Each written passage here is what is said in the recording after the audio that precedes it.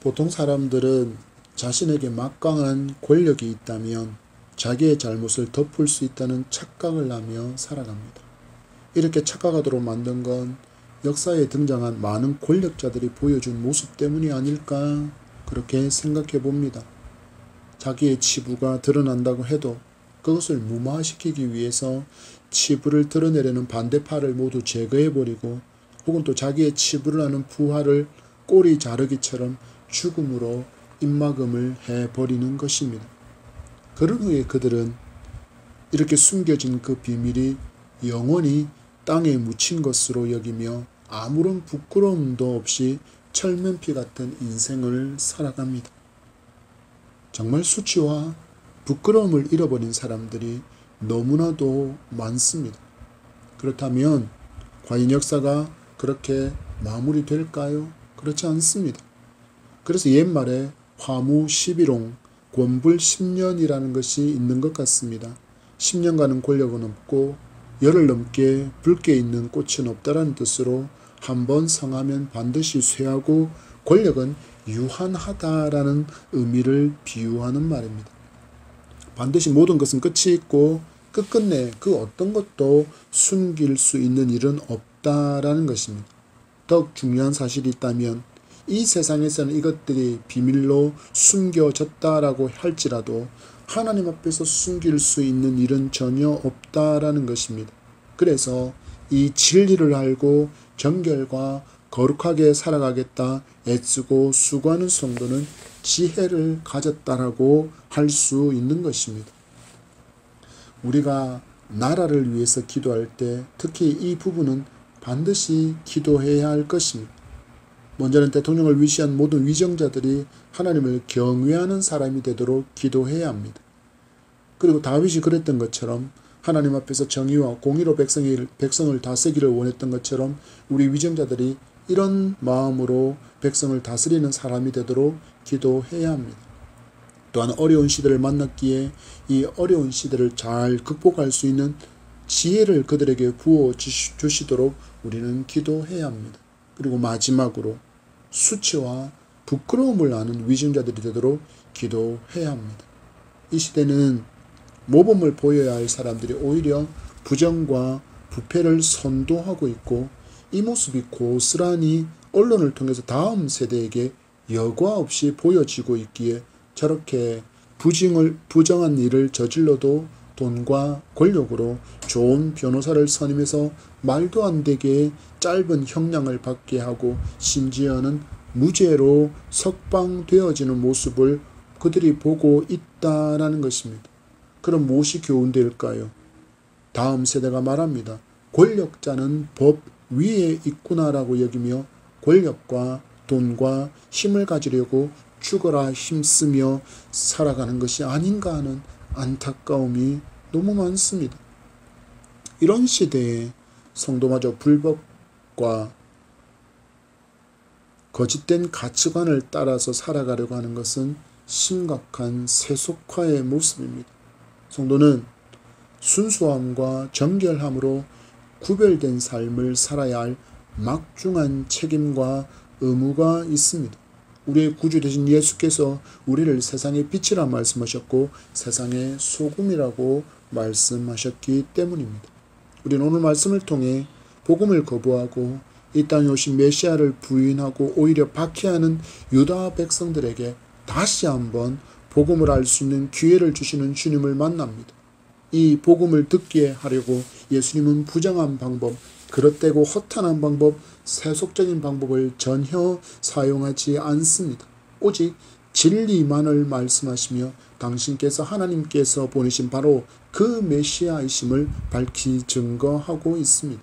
우린 주신 말씀으로 이 세속화와 타협을 요구하는 시대에 성도에게 요구되는 예수님의 삶의 모범을 발견하고 예수님을 닮은 성도로 살아가리라 결단하고 살아내는 예담 향의 성도가 되기를 축복합니다. 안식일에 무려 38년 동안이나 병들어 신음하던 한 사람을 고쳐주시는 일로 인해서 예수님은 사람들에게 살해 대상으로 선정되었습니다. 예수님은 분명히 이 모든 사실을 아셨지만 예수님은 자신을 향해서 신성모독이라 외치고 죽이려는 유대인들을 향해 계속해서 복음을 선포하시는 모습을 만나고 있습니다. 원수를 향해 구원의 길을 알려주는 것이 하나님의 마음이었기에 그 마음으로 당신을 향해 돌을 집어들고 죽이려는 그들에게 사랑의 복음을, 용서의 복음을, 생명의 복음을 들려주고 있는 것입니다. 바로 이 모습이 성도가 살아야 할 삶의 모습입니다. 예수 믿은 후에 우리 안에서 일어나야 할 변화된 마음이며 또한 실천되어야 할 용서와 사랑을 예수님께서 이렇게 우리에게 모범으로 보여주고 계시기 때문입니다. 어떻게 보면 성경의 가르침은 되게 단순합니다. 예수님께서 말씀과 삶으로 먼저 모범을 보여주시고 우리에게 현재의 삶을 보여주신 모범에 비추어 우리를 되돌아보게 하시고 그 후에 너희도 이렇게 살아야 한다라고 요청하는 식으로 성경은 그 가르침이 구성되어 있습니다. 하나님께서 너희를 사랑하신다. 나도 너희를 사랑한다. 그리고 하나님께서 너희를 구원하시기 원하신 것처럼 나도 너희를 구원하기 원한다는 단순한 주제의 말씀을 예수님께서 외치고 있는 것입니다. 오늘 주신 말씀은 예수 그리스도를 믿고 예수님을 닮은 선한 삶을 살아가는 성도에게는 생명의 부활이 약속되어 있고 예수님을 거부하고 여전히 마귀의 종으로 살리라, 악한 일을 행하며 살리라는 그 사람들은 결국 심판의 부활을 맞을 것이라는 너무나도 단순한 복음을 알려주신 주님이 당신을 메시아로 믿어야 하는 분명한 이유를 알려주고 있습니다. 30절의 말씀입니다. 내가 아무것도 스스로 할 수 없느라 듣는 대로 심판하노니 나는 나의 뜻대로 하려 하지 않고 나를 보내신 이의 뜻대로 하려 함으로 내 심판은 의롭다라고 주님 말씀합니다. 예수님은 당신을 어떻게 소개하냐면 하나님의 대리자로 소개하고 있습니다. 그러니까 대리자이신 예수 그리스도의 뜻을 따르지 않는 것은 결국 하나님의 뜻을 따르지 않는 것이라는 것을 선포하면서 불신앙으로 인해서 받게 될 심판이 분명히 그래서 의롭다라는 것을 선포하고 있습니다. 그리고 이 모든 것은 확실하다라는 것을 알게 하시려고 증인과 증거를 등장시키고 있습니다. 32절과 31절과 32절입니다. 시작. 내가 만일 나를 위하여 증언하면 내 증언은 참되지 아니하되 나를 위하여 증언하신 이가 따로 있으니 나를 위하여 증언하시는 그 증언이 참인 줄 아느라. 이렇게 말씀하신 것은 예수님께서 유대인이시고 또한 주변에서 예수님을 죽이려고 하는 그 사람들도 유대인이었기 때문입니다. 하나님께서 이스라엘 백성들에게 주신 율법에 보면 어떤 것이 사실이고 진실하다라는 것을 입증하기 위해서는 2명 이상의 증인이 반드시 필요하다고 말씀하고 있기 때문입니다. 그래서 예수님도 자신이 하나님께서 보내신 메시아라고 말한 것이 참되다라는 것을 입증하기 위해서 증인과 증거를 제시하고 있는 것입니다. 33절에서 36절에 등장하는 요한이 그 첫 번째 증인이고 그리고 하나님께서 주신 권세로 행하시는 그 이적이 바로 증거였다라고 주님은 말씀하고 있습니다. 여러분 예수님의 삶을 보십시오. 당신이 하나님께서 보내신 메시아이심을 알게 하시려고 불법이나 부정한 방법을 세속적인 편법을 사용하십니까? 아니요. 예수님은 오직 진리의 말씀만을 사용하십니다. 성도의 삶은 이 예수 그리스도의 모범을 본받아서 교회 안에서이든지 성도 사이에든지 그리고 사회생활 가운데 있든지 언제나 진실해야 합니다. 흔히 말하는 카더라 통신을 멈추어야 합니다.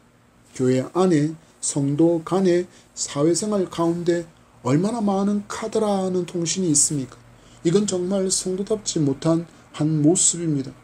이런 말을 듣고 옮기는 일이 그 순간에는 잠시 즐거울지 모르지만 이런 카드라는 내용을 옮기는 일로 인해서 교회 공동체 안에 커다란 분란과 분열이 일어날 수 있기 때문입니다. 여러분 우리를 돌아보십시오. 얼마나 우리가 쉽게 이런 카드라 통신에 무너집니까? 저 아무개가 그러던데 글쎄 A 집사가 이렇게 했다네? 이렇게 시작된 A 집사에 대한 카드라 통신이 교회를 한 바퀴 돌고 나면 이 A 집사는 완전 쓰레기 같은 존재가 되어 있습니다.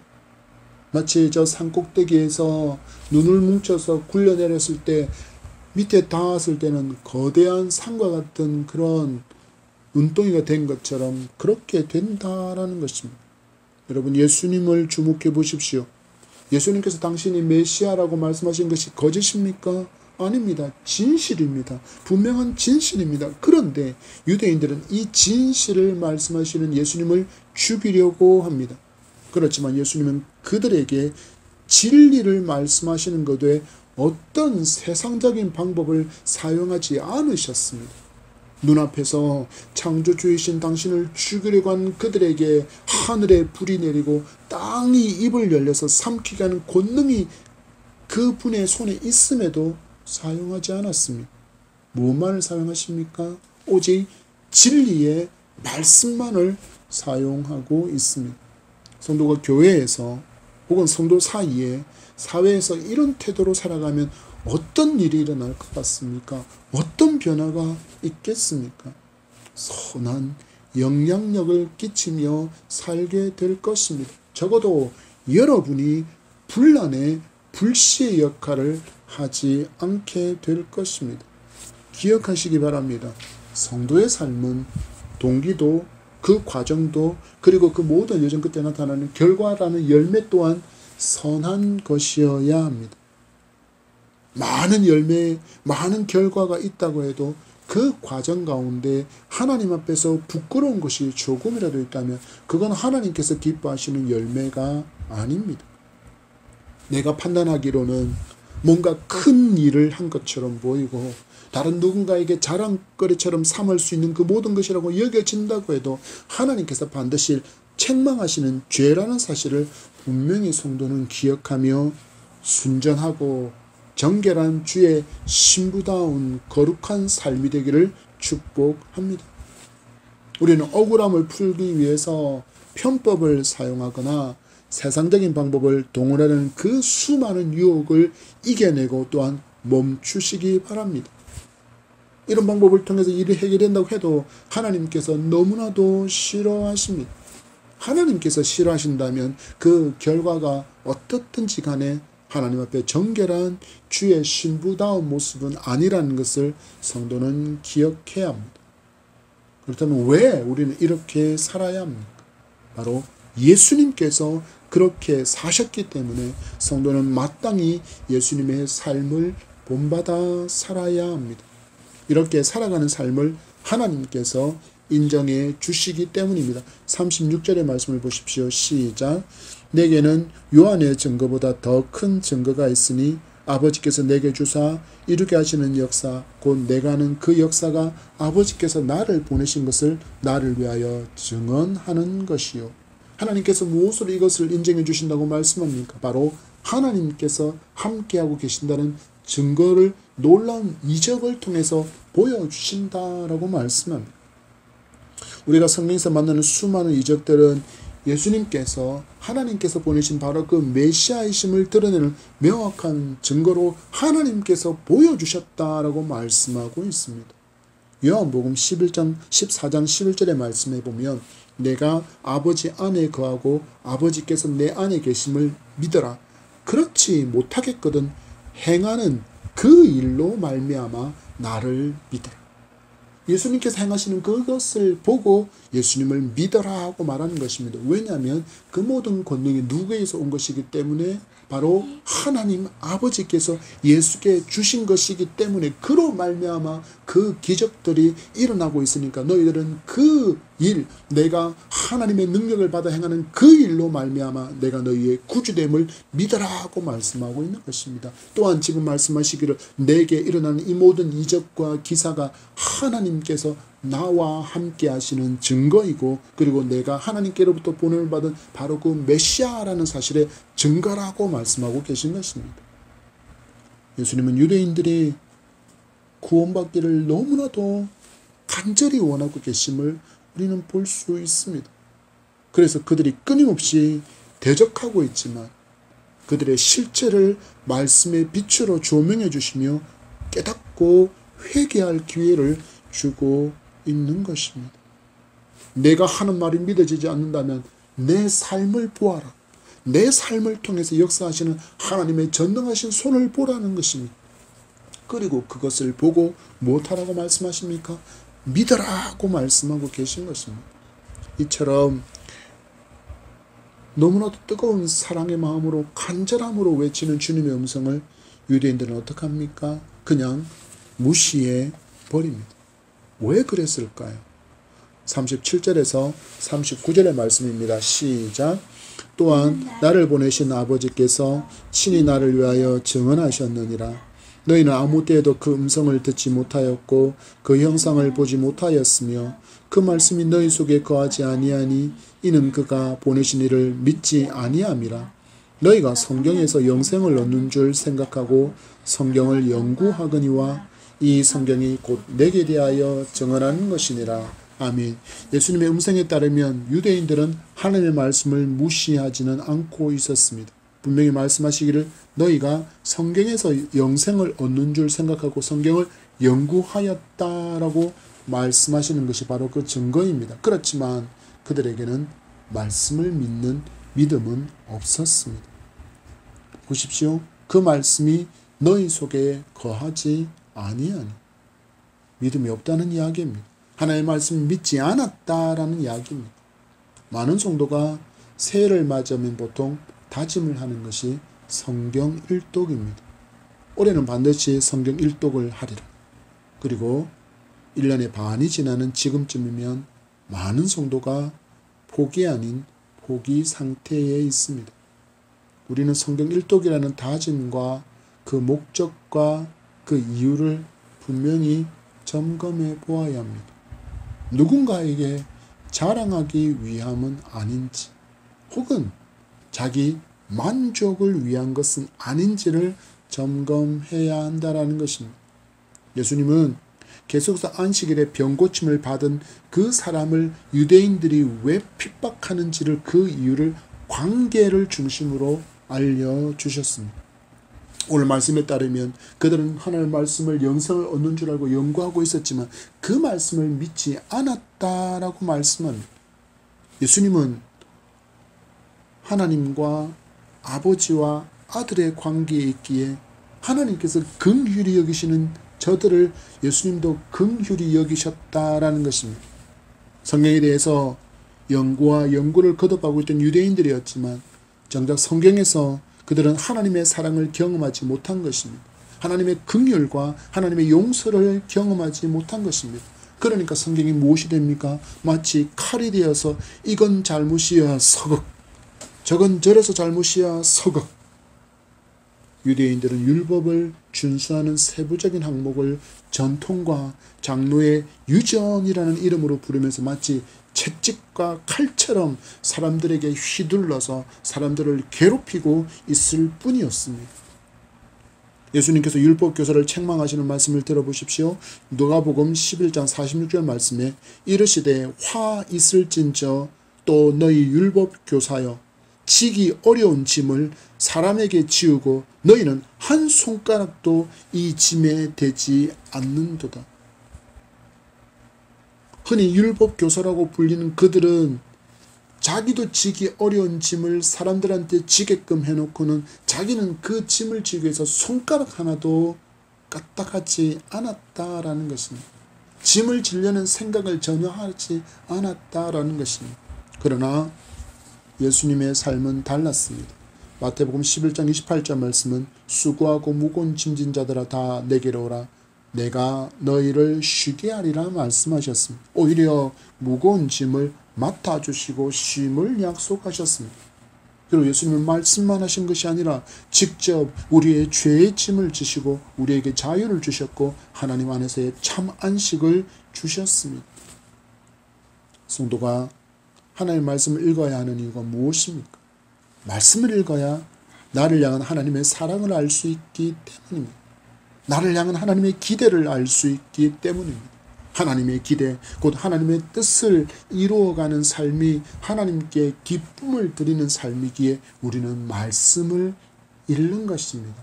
그것을 알기 위해서 하나님과 원수로 살던 내가 예수 그리스도로 말미암아 화목하게 되었다는 이 놀라운 축복을 알게 되는 길은 오직 성경에 있기 때문입니다. 예수님을 믿지만 여전히 마음에 평안이 없고 저것도 해야지 자유함도 없고 늘 율법주의자처럼 말씀에 순종하고 또는 이것도 하고 저것도 해야지 이렇게 이야기하면서 자신이 그 짐에 눌려서 종교 생활에 되어져서 신앙생활에 어떤 기쁨도 없고 늘 힘겹고 늘 무겁고 교회 가는 것조차도 무겁고 힘겨운 가운데 있다면 우리는 정말 고민해 보아야 합니다. 그리고 이렇게 하는 많은 사람들이 나중에는 마치 그 모든 것을 자신의 자랑거리처럼 삼고는 율법 교사들이 그랬던 것처럼 다른 사람을 정죄하고 살게 된다면 우리는 말씀 한 구절을 붙들고 그것을 녹여내고 녹여진 말씀에서 하나님의 사랑을 발견하는 기쁨이 여러분에게 가득하기를 축복합니다. 그래야 예수님처럼 우리도 살 수 있기 때문입니다. 이것이 바로 우리가 말씀을 읽어야 하는 이유와 목적입니다. 적어도 성경을 한 번이라도 다 읽어보아야 하나님께서 행하신 놀라운 은혜의 숲을 볼 수 있고 날마다의 깊은 묵상과 실천을 통해서 내 걸음 앞에 펼쳐지는 더 깊은 하나님의 사랑을 발견하는 기쁨을 얻을 수 있기 때문에 우리는 말씀을 읽는 것입니다. 그러나 유대인들은 이런 태도가 아니었습니다. 그랬더니 그들은 오신 메시아를 거부하고 못합니까? 박해하고 결국에는 십자가에 못 박습니다. 40절의 말씀을 보십시오. 시작. 그러나 너희가 영생을 얻기 위하여 내게 오기를 원하지 아니하였다. 예수님을 박해하고 있습니다. 예수님을 거부하고 있습니다. 이 시대를 보십시오. 복음에 아예 귀를 막고 살아가는 사람들이 너무 많습니다. 얼마 전에 대구 거리에서 찬양하며 복음을 전하는 찬양사회자의 동영상을 보게 되었습니다. 그가 거리에서 하나님을 찬양한다는 이유로 하나님께 찬양으로 영광을 돌리는 그 순간에 어떤 사람이 그에게 다가와서 침을 뱉기도 했습니다. 마치 예수님께서 진리를 말씀하시는데 진리를 거부한 것처럼 지금까지 너무나도 많은 사람이 예수 구원의 복음을 거부하며 살고 있습니다. 그러면 우리는 포기해야 합니까? 아닙니다.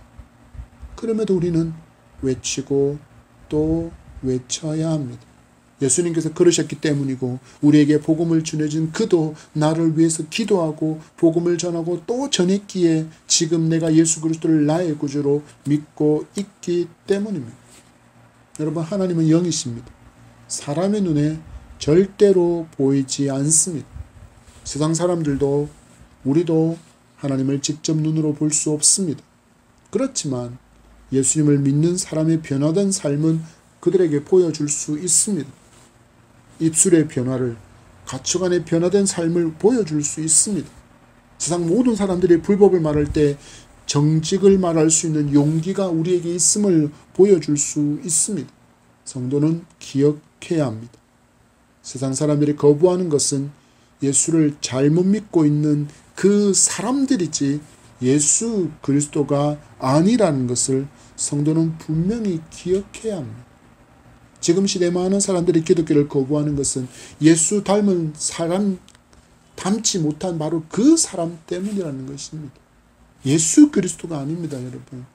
예수 그리스도가 아니라 예수 그리스도를 닮지 못한 그 사람들 때문에 기독교가 사람들한테 거부당하고 있는 것입니다. 그래서 성도는 복음의 걸림돌처럼 살아가면 안 됩니다. 여러분의 삶이 예수 그리스도를 닮은 예담향이어야 하는 이유입니다. 유대인들이 예수님을 거부한 또 다른 이유 하나가 등장합니다. 42절의 말씀입니다. 시작. 다만 하나님을 사랑하는 것이 너희 속에 없음을 알았노라. 그들은 분명히 열심히 성경을 연구했다고 주님이 인정하실 만큼 그들은 성경을 정말 열심히 연구했지만 자기들을 이처럼 사랑하신 하나님을 사랑하지 않았습니다. 무엇입니까? 그들은 하나님과의 관계가 여전히 끊어진 상태였다라는 것입니다. 그러니 당연한 듯이 하나님 사랑이 이웃 사랑으로 이어지지 않는 것입니다. 그랬더니 안식일에 병고침을 받고 38년의 그 모든 치욕을 벗어나 하나님께서 주신 참 자유를 누리고 있는 그에게 다가가서 너 잘못하고 있다라고 정죄하는 것입니다. 성도의 삶이 하나님과 깊은 사귐의 관계, 돈독하고 뜨거운 사랑의 관계에 있지 않으면 내 주변의 다른 성도를 사랑하지 못합니다. 그리고 가족도 사랑하지 못합니다. 이웃도 사랑하지 못합니다. 원수를 사랑하는 것은 불가능합니다. 그러나 기억하십시오. 마가복음 7장 6절입니다. 이르시되 이사야가 너희 외식하는 자에 대해서 잘 예언하였도다. 기록하였으되 이 백성이 입술로는 나를 공경하되 마음은 내게서 멀도다. 우리의 신앙이 하나님 앞에서 이런 평가를 받지 않아야 할 것입니다. 그러기 위해서는 하나님의 말씀을 알고 하나님을 믿고 하나님을 뜨겁게 사랑하고 하나님께서 그토록 뜨겁게 사랑하시고 긍휼히 여기시는 그들을 우리도 긍휼히 여기고 뜨겁게 사랑해야 할 줄 믿습니다. 입술만의 사랑이 아니라 온 마음으로 하나님을 뜨겁게 사랑하고 공경하는 그런 우리가 되기를 축복합니다. 그리고 유대인들은 잘못된 메시아 사상을 가지고 있었기에 오신 예수님을 거부하고 있었다는 것을 주님이 알려주십니다. 43절의 말씀입니다. 시작. 나는 내 아버지의 이름으로 왔음에 너희가 영접하지 아니하나 만일 다른 사람이 자기 이름으로 오면 영접하리라. 뭔가 이상하지 않습니까? 하나님 그분의 이름으로 오니까 영접하지 않았는데 사람의 이름으로 오면 영접한다라고 이야기합니다. 무엇을 말씀하시는 걸까요? 유대인들은 이런 메시아를 기대하고 있었습니다. 식민 지배 아래 있던 유다에게 해방을 가져올 그런 왕이어야 했다라는 것입니다. 정치적으로 로마를 무찌르고 옛날 다윗의 영광과 그 영화를 회복할 그런 왕으로 오실 메시아를 기대했는데 나사렛 예수는 그들의 기대에 비해서는 너무나도 함량 미달이었다라는 것입니다. 유대인들은 이렇게 주님이 인정하실 정도로 하나님의 말씀을 연구했지만 하나님을 몰랐습니다. 말씀 가운데 하나님을 만나지 못했습니다. 하나님을 사랑하지도 않았습니다. 그랬더니 이 땅에 오신 메시아 예수님을 배척하고 박해하고 십자가에서 죽으셨습니다. 이런 그들이지만 예수님은 포기하지 않습니다. 그래서 예수님은 그들에게 당신이 메시아이심을 증명할 마지막 증인 한 사람을 등장시키는데 바로 모세입니다. 45절에서 47절입니다. 시작. 내가 너희를 아버지께 고발할까 생각하지 말라. 너희를 고발하는 이가 있으니 곧 너희가 바라는 자 모세니라. 모세를 믿었더라면 또 나를 믿었으리라. 이는 그가 내게 대하여 기록하였음이라. 그러나 그의 글도 믿지 아니하거든 어찌 내 말을 믿겠느냐 하시니라. 아멘. 너희들이 그렇게 열광하는 선지자 모세도 실상은 너희들이 믿지 않고 있다라고 이야기합니다. 그 증거가 바로 모세가 이 땅에 오시는 메시아라고 알려준 예수 그리스도를 믿지 않고 있는 것이 바로 그 증거라고 말씀합니다. 여러분, 성경은 놀라운 신비가 있습니다. 어떤 말씀은 믿어지고 어떤 말씀은 믿어지지 않는 것이 일어날 수 없다라는 것입니다. 한 말씀이 진정 아멘 되는 순간 모든 말씀이 아멘 되어집니다. 그래서 모든 말씀이 내게 주신 하나님의 음성이라는 사실을 믿게 됩니다. 그런데 어떻게 이 말씀은 순종하고 저 말씀은 불순종하는 취사 선택이 가능해질 수 있겠습니까? 그럴 수 없습니다. 예수님은 오늘 유대인들에게 당신이 메시아이심을 믿지 못하고 있기에 증인과 증거를 보여주면서 그들이 복음을 믿게 되기를 간절히 원하시고 있는 것을 만났습니다. 그래서 성도의 삶은 예수님을 닮은 정결과 거룩을 잃지 않아야 하는 것입니다.